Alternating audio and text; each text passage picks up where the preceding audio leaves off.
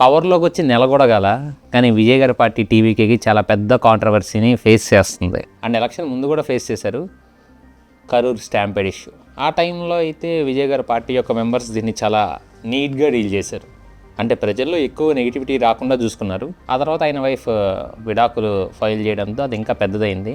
కాకపోతే అది కాంట్రవర్సీ అవ్వడానికంటే కూడా ఎక్కువ ఆయనకి సింపతి వచ్చింది.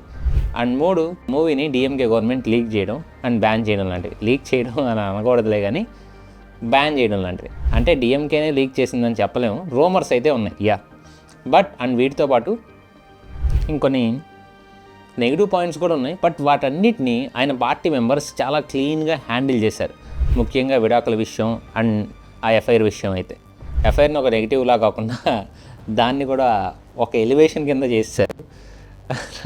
అంతేలే, సక్సెస్ అలాగే చూపిస్తుంది కదా. బట్ ఆయన పర్సనల్ ఇష్యూ అండ్ దాని గురించి మాట్లాడడం కరెక్ట్ కాదు నా వరకు. ఇదంతా ఎందుకు చెప్పానంటే ఎలక్షన్ ముందు ఆయన పార్టీ ఎలా ఉంది, బట్ ఇప్పుడు చూస్తే కాంట్రవర్సీ మీద కాంట్రవర్సీ. పార్టీ పవర్లోకి వచ్చి నెల కూడా గల ఇప్పటికే ఒక స్కామ్, ఒక పవర్ మిస్యూజ్ అయింది అండ్ ఒక పవర్ నెగ్లిజెన్స్ కూడా ఉంది. వీటన్నిటిలో టీవీకే ఇరుక్కుంది. ముఖ్యంగా ఈ మైనర్ పాప అత్యాచారం కేసు అయితే ప్రజెంట్ ఎక్కువ వినిపిస్తుంది. సో వీటన్నిటి గురించి ఈ వీడియోలో క్లియర్గా మాట్లాడుకున్నాం. సో ఫస్ట్ మనం మొదట మాట్లాడుకోవాల్సింది ఒక ఇన్సిడెంట్ గురించి, కోయంబత్తూర్ అత్యాచారం కేసు. ప్రజెంట్ ఇది తమిళనాడులో మాత్రమే కాదు, నేషనల్ వైడ్గా కూడా పెద్ద ఇష్యూ అయింది. ఇదంతా కేవలం ఒక్క పోలీస్ ఆఫీసర్ వల్ల.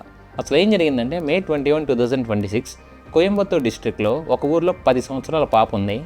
ఆమె మైనర్ కాబట్టి ఏ ఊరు అన్న ఆమె పేరు బయటికి చెప్పడం లేదు. బట్ ఆ పాప ప్రజెంట్ 4th క్లాస్ చదువుకుంటుంది. అండ్ ప్రజెంట్ మీకు తెలిసిందే కదా, సమ్మర్ హాలిడేస్ నడుస్తున్నాయి. సో పాప ఆ రోజు ఇంటి బయట ఆడుకుంటూ ఉంది. అండ్ అలా ఆడుకుంటున్న పాప సడన్గా కనపడకుండా పోయింది. అండ్ ఆ తర్వాత ఆ పాప ఫ్యామిలీ కూడా ఆమె కోసం వెతకడం స్టార్ట్ చేశారు. బట్ పాప ఎక్కడ కనబడకపోయేసరికి ఈవినింగ్కి ఫ్యామిలీ ఆ పోలీస్ వాళ్ళకి కంప్లైంట్ కేసు ఫైల్ చేశారు. పోలీస్ డిపార్ట్మెంట్లో స్పెషల్ టీమ్స్ ఆ పాప కోసం వెతకడం స్టార్ట్ చేశాయి. కరెక్ట్గా 2 రోజుల తర్వాత May 23న ఆ పాప బాడీ అక్కడే ఉండే కన్నమపాల్యం లేక్ దగ్గర దొరికింది. ఆ పాప బాడీ మీద ఫిజికల్ ఇంజురీస్ కనిపిస్తూ ఉన్నాయి. అండ్ మీరు అందరూ అనుకున్నదే అయింది. ఆ పాపకు చేసిన మెడికల్ ఎగ్జామినేషన్లో అత్యాచారం జరిగిందని కన్ఫర్మ్ అయింది. అండ్ అత్యాచారం అయ్యాక ఆ పాపని అతి దారుణంగా చంపేశారు. అండ్ ఇది బయటికి రాగానే తమిళనాడులో వైరల్ అయింది. అండ్ పోలీసుల మీద ప్రెషర్ అయితే చాలా పెరిగింది.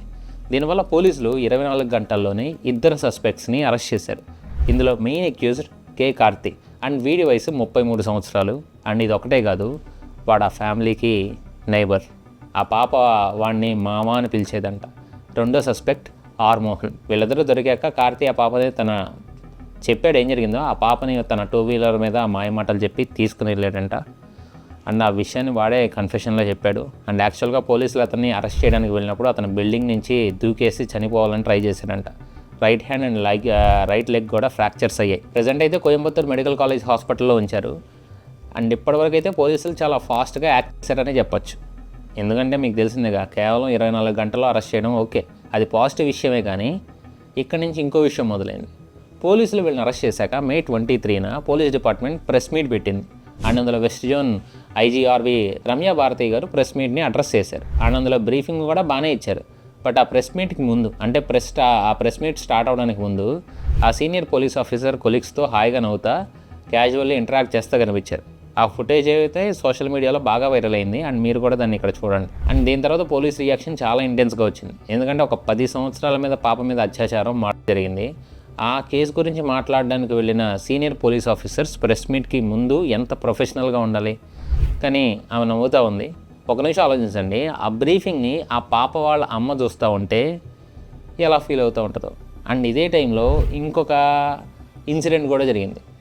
టీవీకే గవర్నమెంట్లో ఇండస్ట్రియల్ మినిస్టర్ ఎస్ కీర్తన కూడా అప్రాక్సిమేట్లీ అదే టైంలో, అంటే ఆ కేస్ ప్రెస్ డిస్కషన్ జరుగుతున్నప్పుడు నవ్వుతూ కనిపించారు. ఇమేజ్ చూడొచ్చు మీరు కూడా. ఆ ఫుటేజ్ కూడా వైరల్ అయింది. మినిస్టర్ కీర్తన గారు దాని మీద ఒక క్లారిఫికేషన్ అయితే ఇచ్చారు. అదేంటంటే ఆ ప్రెస్ బ్రీఫింగ్ అయ్యాక ఆమె నవ్వుతా కనిపించింది, ఆ కేసు గురించి మాట్లాడుతున్నప్పుడు కాదు అని చెప్పారు. అండ్ అలాగే ఇండస్ట్రీ రిలేటెడ్ మీటింగ్ క్వశ్చన్స్కి రెస్పాండ్ చేసిన తర్వాత అది నవ్వాను అని చెప్పారు. ఆమె చెప్పింది ఏంటంటే నవ్వింది కూడా కేసు బ్రీఫింగ్లో కాదు, ఆ మీటింగ్లో కూడా లేదు, వేరే మీటింగ్లో ఉన్నారు. కానీ ఐజీ రమ్య భారతి గారు ఆమె సైడ్ నుంచి ఈ ఇన్సిడెంట్ తర్వాత 4 days వరకు అఫీషియల్ రెస్పాన్స్ అయితే ఏమీ రాలేదు. And no enquiry announced, no apology, no context.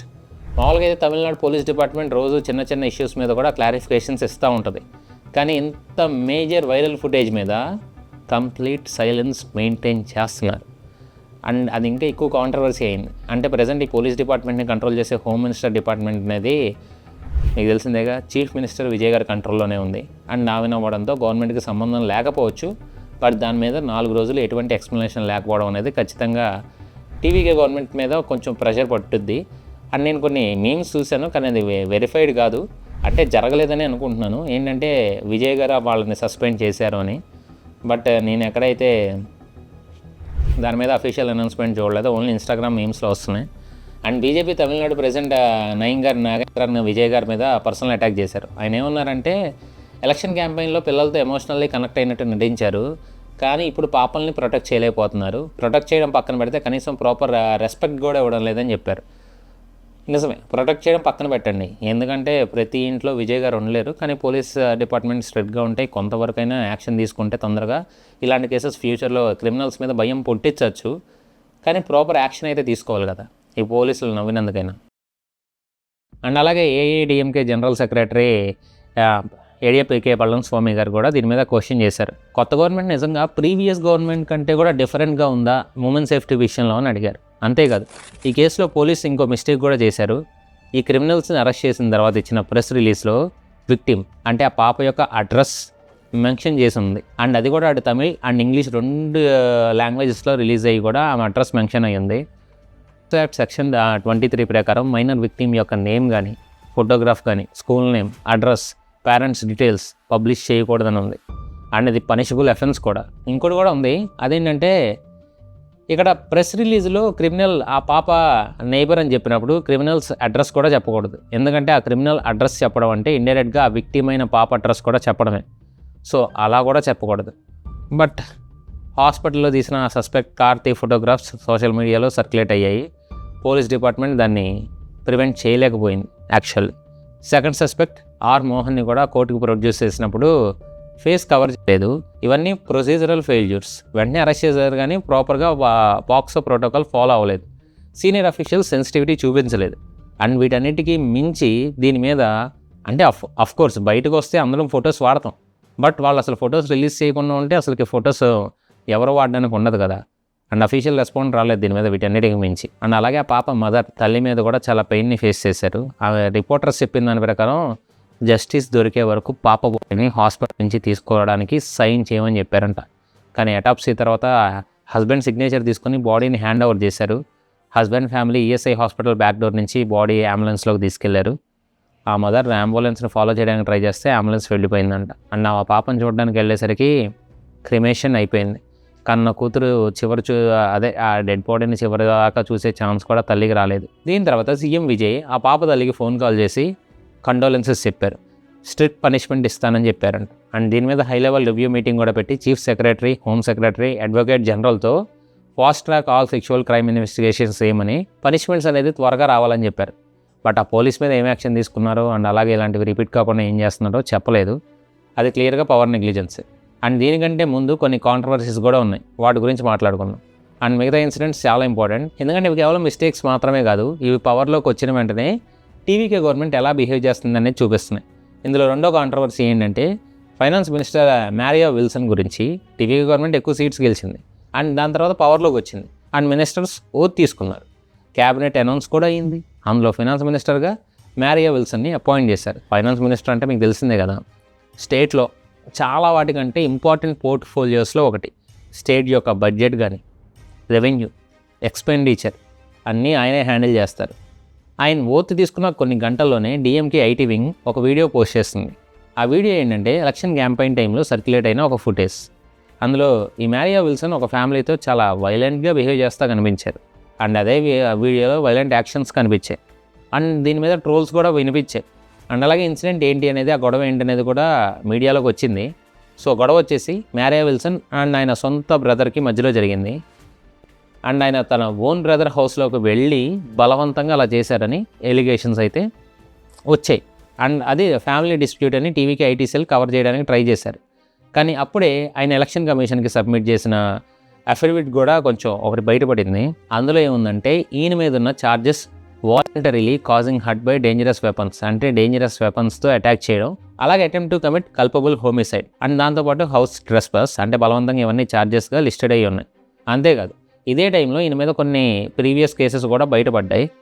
And April 2026లో అంటే ఎలక్షన్కి కొంచెం ముందు విఘ్నేష్ రామ్ అనే పర్సన్ చెన్నై పోలీస్ కమిషనర్ ఆఫీస్లో ఆ పర్సన్ మీద కంప్లైంట్ చేశారు.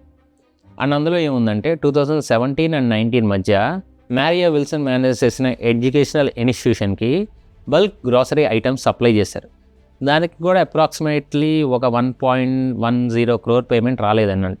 అంతేకాదు పేమెంట్ రికవర్ చేయడానికి ట్రై చేస్తే విల్సన్స్ అసోసియేట్స్ క్రిమినల్ ఇంటిమిడేషన్ చేశారు. అండ్ మద్రాస్ హైకోర్టు కూడా మార్చ్ 2026లో 2022 ట్రెస్ పాసింగ్ కేసులో ఫర్దర్ ఇన్వెస్టిగేషన్ చేయమని ఆర్డర్ ఇచ్చింది.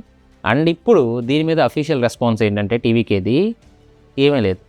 అండ్ నేనేమంటున్నానంటే నాకు తెలుసు అక్కడ పొలిటీషియన్స్ మీద కేసెస్ లేవా, ఆంధ్రాలో లేవా అంటే ఆంధ్రాలో అన్ని పార్టీస్లో పొలిటికల్ లీడర్స్ మీద కేసెస్ ఉన్నాయి.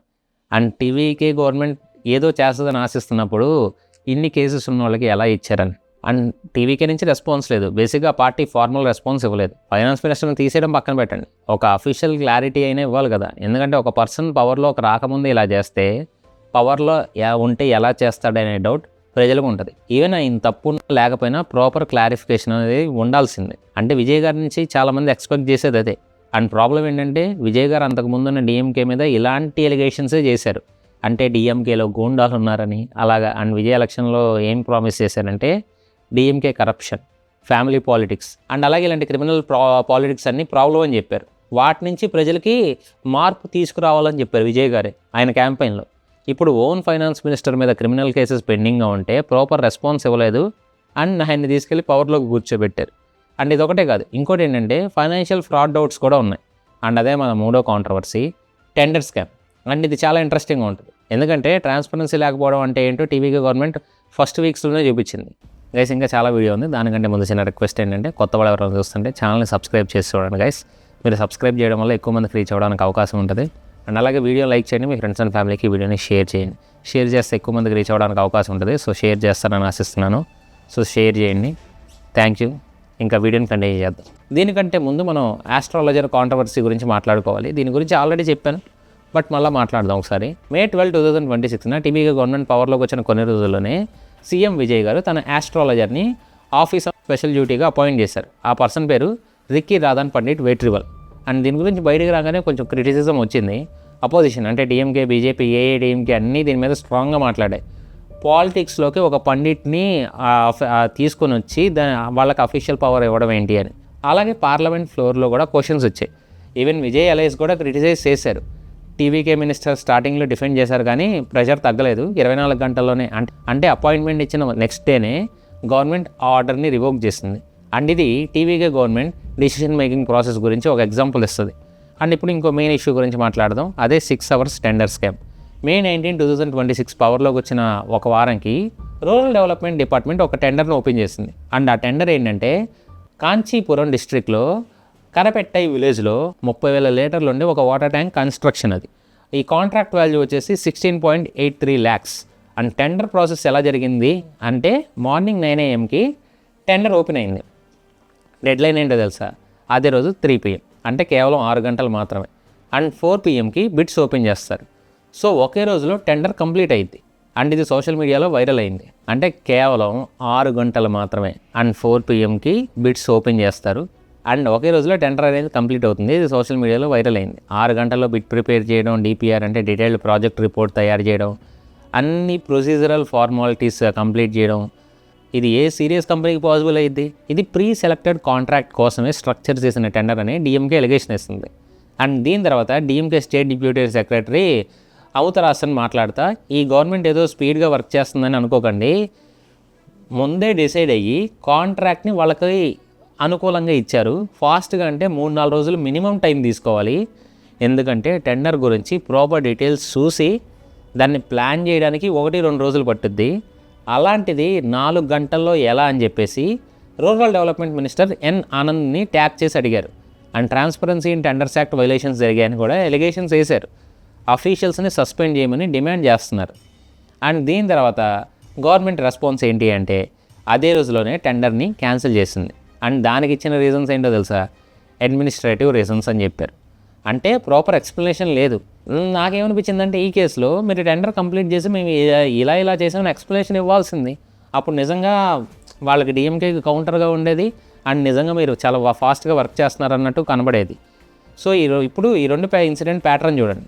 ఆస్ట్రాలజర్ అపాయింట్మెంట్ని 24 గంటల్లో వెనక్కి తీసుకున్నారు. అండ్ టెండర్ కాంట్రవర్సీని కూడా అంతే. ఈ 2 కేసెస్లో గవర్నమెంట్ తప్పు అనేది అడ్మిట్ చేయలేదు. క్రిటిసిజం వచ్చిన తర్వాత డెసిషన్స్ని రివర్స్ చేస్తున్నారు. బేసిక్గా ఇక్కడ టీవీకి చేస్తుంది ఒక గవర్నెన్స్ కాదు, జస్ట్ డిమాండ్ కంట్రోల్ చేస్తుంది. అండ్ ఇంకొక కాంట్రవర్సీ కూడా ఉంది. అది టీవీకి ఎమ్మెల్యే కనిమూజీ గురించి. ఇవి కౌండంపాలెం ఎమ్మెల్యే ఇవి కోయంబత్తూర్ కార్పొరేషన్కి సంబంధించిన హెల్త్ అఫీషియల్స్ని కలవడానికి అఫీషియల్ ప్రెస్ మీట్ పెట్టారు. కానీ ఆ మీటింగ్ జరిగింది ఆమె ఆస్ట్రాలజీ ఆఫీస్లో. ఎస్, మీరు విన్నది నిజమే, అది జరిగింది ఆమె ఆస్ట్రాలజీ ఆఫీస్లో. అండ్ ఇన్ఫ్యాక్ట్ ఆమె ప్రొఫెషనల్ ఆస్ట్రాలజర్ కూడా. ఆఫీస్లో మీటింగ్ పిక్చర్స్ వైరల్ అయ్యాయి. అండ్ అక్కడ ఎమ్మెల్యే లగ్జరియస్ సోఫాస్ మీద కూర్చుని ఉన్నారు. కానీ గవర్నమెంట్ అఫీషియల్స్ నార్మల్ చైర్స్ మీద కూర్చున్నారు. అండ్ దీని మీద కూడా టీవీకే క్యాడర్ కూడా క్వశ్చన్ చేశారు. గవర్నమెంట్ అఫీషియల్స్ని అఫీషియల్ బిల్డింగ్లో కాకుండా ఆస్ట్రాలజీ ఆఫీస్కి ఎందుకు రమ్మన్నారు అని. అండ్ అలాగే అక్కడ ఇచ్చిన సీటింగ్ అరేంజ్మెంట్ కూడా సింబాలిక్గా చాలా డిస్రెస్పెక్ట్ఫుల్గా ఉంది అని. దీని మీద కనుమూజీ రెస్పాన్స్ ఏంటంటే నా న్యూ ఎమ్మెల్యే ఆఫీస్ రెనోవేషన్లో ఉంది కాబట్టి టెంపరీగా ఈ ఆస్ట్రాలజీ ఆఫీస్ని వాడుతున్నానని చెప్పారు. అండ్ అలాగే సీటింగ్ గురించి మాట్లాడితే అవి ఆల్రెడీ ఉన్న ఫర్నిచర్ అని, నేను కావాలని వాళ్ళని అగౌరవపరచలేదు, డిస్రెస్పెక్ట్ చేయలేదని చెప్పారు. బట్ ఇక్కడ ఇష్యూ ఏంటంటే టీవీకి పాలిటిక్స్ మొత్తం ఈక్వాలిటీ మీద డిపెండ్ అయి ఉంటుంది. బట్ ఆమె ఒక క్వీన్ లాగా ఫీల్ అవ్వడం అనేది చాలా మందికి నచ్చలేదు. అంతేకాదు ఆమె డాక్టర్ టైటిల్ వాడుతున్నారు. ఆమె ఇంటర్నేషనల్ పీస్ యూనివర్సిటీ నుంచి ఆస్ట్రాలజీలో డాక్టరేట్ చేశారు. మెడికల్ డాక్టర్ కాదు, కానీ హెల్త్ రిలేటెడ్ వీడియోస్ పోస్ట్ చేస్తారు కాబట్టి పీపుల్ మెడికల్ డాక్టర్ అనుకుంటున్నారు. అండ్ దీని మీద కూడా ఆమె ప్రాపర్ క్లారిఫికేషన్ ఇవ్వలేదు. రీసెంట్గా మన తెలుగులో కూడా ఇలా డాక్టర్ ట్యాగ్ పెట్టుకున్నందుకు ఒక క్లినిక్ కేసులో కాంట్రవర్సీ అయింది, పేరు గుర్తు రావట్లేదు. అటు ఫేక్ డాక్టర్ ఎలిగేషన్కి అండ్ ఈవెన్ అఫీషియల్స్ని కూడా ఎందుకు పిలిచారనే దానికి కూడా ప్రాపర్ రెస్పాన్స్ ఇవ్వలేదు. టీవీకే పవర్లోకి వచ్చి 1 నెల కాలేదు, కానీ కోయంబత్తూర్ అత్యాచారం కేసులో police sensitivity failure, POCSO case violations, official response ప్రాపర్గా లేకపోవడం, అండ్ ముఖ్యంగా హోమ్ డిపార్ట్మెంట్ విజయ్ కంట్రోల్లో ఉండడంతో ఇది పెద్ద ఇష్యూ అయింది. అండ్ మిగతా ఇష్యూస్లో కూడా గవర్నెన్స్ సీరియస్గా ఉన్నట్టు కనిపించడం లేదు. అండ్ ఆల్రెడీ డిఎంకే టీవీకేని పవర్లోంచి తీసేయడానికి ట్రై చేస్తున్నారు. 6 నెలలు అని చెప్తున్నారు. వాళ్ళు శపథం కూడా చేస్తున్నారు 6 నెలల్లో గవర్నమెంట్ పవర్లో ఉండదని. అండ్ అలాంటి సిచ్యువేషన్లో టీవీకి ఎంత ప్రాపర్గా గవర్నెన్స్ చేయాలి. అండ్ నేను టీవీకే ఉండాలనే కోరుకుంటున్నాను. చిన్న తప్పులు కూడా వాళ్ళకి పెద్ద తప్పులుగా మారే అవకాశం ఉంది. కానీ వాళ్ళు పదే చేస్తుంటే కావాలని డిఎంకేకి వీళ్ళే ఛాన్స్ ఇచ్చినట్టు అవుతుంది. చూద్దాం ఫ్యూచర్లో ఏమవుతుందో. అండ్ టీవీకి ఎలాంటి ప్లాన్స్ తీసుకొస్తుందో. ఎందుకంటే ఎలక్షన్స్ ముందు కాంట్రవర్సీలో సైలెంట్గా ఉండి వర్క్ అయింది. చూద్దాం టీవీగా గవర్నమెంట్ ఏం చేస్తుందో దగ్గర నుంచి. అండ్ ఒక గుడ్ న్యూస్ కూడా వచ్చింది టీవీగా గవర్నమెంట్ నుంచి, రైతులకు రుణమాఫీ చేశారని. దాని గురించి మనం ఎప్పుడన్నా వీడియో చేసినప్పుడు మాట్లాడుకుందాం. చేశారని చదివిన అఫీషియలే. And it's a good move. వీటితో పాటు ఈ తప్పులను కూడా కవర్ చేసుకుంటే మీరు ఒక ఎగ్జాంపుల్ సెట్ చేసిన వాళ్ళు అవుతారు టీవీకే గవర్నమెంట్. నేను అలా ఎగ్జాంపుల్ సెట్ చేయాలనే టీవీకే గవర్నమెంట్ని కోరుకుంటున్నాను కూడా. సో చిన్న తప్పులు కూడా ఎందుకు చెప్పామంటే ఇదే రీజన్. అంటే కొంచెం ప్రాపర్ ఎక్స్ప్లెనేషన్ ఉండాలని. అంటే ఎలక్షన్స్ ముందు కాంట్రవర్సీలో సైలెంట్గా ఉంటే వర్కౌట్ అయిందని గవర్నమెంట్ ఫామ్ చేశాక కూడా సైలెంట్గా ఉంటే ప్రజలు ఊరుకోరు కదా. సో ప్రాపర్ ఎక్స్ప్లెనేషన్ అనేది ఎప్పటికప్పుడు ఉండాలని కోరుకుందాం. అండ్ ఈ వీడియో చివరి వరకు చూసారంటే మా వీడియో నచ్చి ఉంటుందని అనుకుంటున్నాను. మా రీసెర్చ్ మీకు కొత్త అనిపిస్తే ఛానల్ని సబ్స్క్రైబ్ చేసి బెల్ ఐకాన్ ఆల్లో పెట్టుకోండి. అండ్ వీడియో లైక్ చేసి మీ ఫ్రెండ్స్ అండ్ ఫ్యామిలీకి షేర్ చేయండి. షేర్ చేస్తే ఎక్కువ మందికి రీచ్ అవ్వడానికి అవకాశం ఉంటుంది. సో మీరు షేర్ చేస్తారని నేను ఆశిస్తున్నాను. అండ్ లైక్ చేయండి. అండ్ వీడియో చివరి వరకు చూసిన ప్రతి ఒక్కరికి లవ్ యూ సో మచ్. ఎప్పటికీ this is your VR signing of.